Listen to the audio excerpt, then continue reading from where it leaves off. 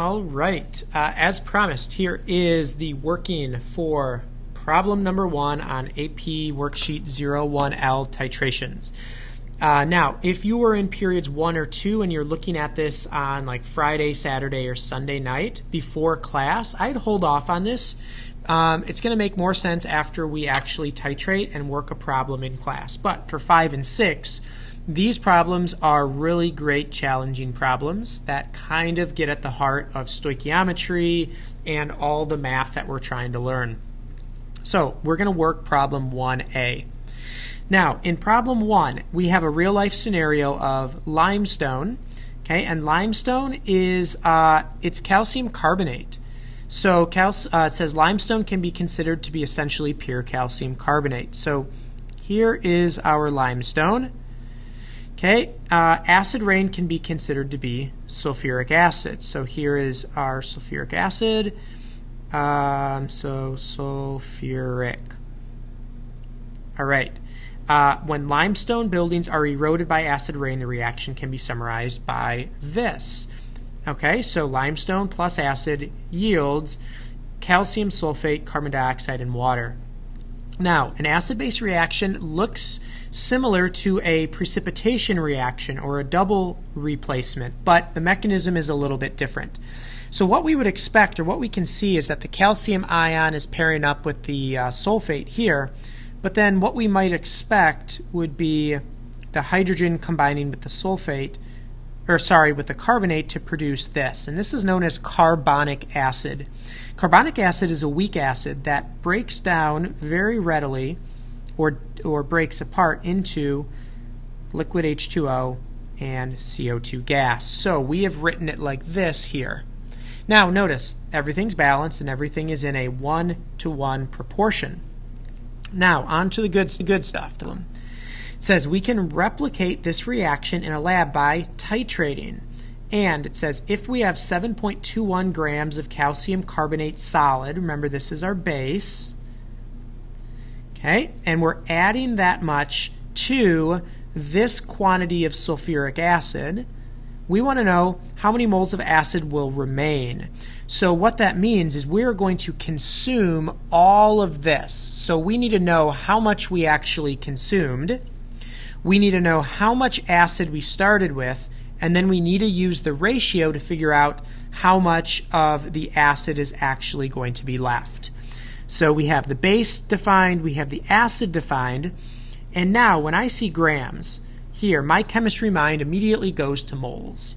So what we're going to do is first we're going to convert this into moles to figure out how many moles of base we're actually adding to the acid.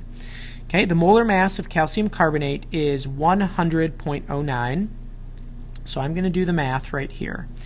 7.21 grams of, I'm just going to say base, and I'm going to multiply by 100.09 grams of base for every 1 mole of base. So that's its molar mass. Boom, there we go. So this is going to tell us how much base we are actually adding. 7.21 times 100.09. 7.21 divide by 100.09. That makes more sense. And what we are doing is we are adding 0.072 moles of base. So this is added. Okay, now we are adding it to this amount of acid. So we got to figure out how many moles of acid we actually start with. Okay, now notice we have a molarity and we have a volume. So if we multiply these two, it's going to tell us how many moles of acid we start with. So I'm going to take my 0.21 moles per liter, and this is moles acid for every liter of acid. And I'm going to multiply by 1.20 liters of acid. Now my liters reduce. I can multiply this 0.211 times 1.20, and I get 0.2532 moles of acid. Okay, and that's how many we are starting with. Okay, so we are pouring this many moles of base into this many moles of acid, and we're going to consume all of this base and we're going to consume some of this acid, but we got to figure out exactly how much we are going to consume. Now, in order to do that, we're going to start with our moles of base. And what we recognize is that for every 1 mole of base, it reacts with exactly 1 mole of acid. So down here, I'm going to slide this over. I'm going to start with 0.072 moles base. Okay, and that's how much I'm adding. And now what I'm going to do is figure out how many moles of acid are actually going to be used. So notice here our mole ratio is 1 mole base for every 1 mole acid. So we are consuming the exact same number of moles of acid as base because it's in a 1-to-1 proportion. So this is 0.072 moles of acid used. Now the question says how many moles of acid will remain?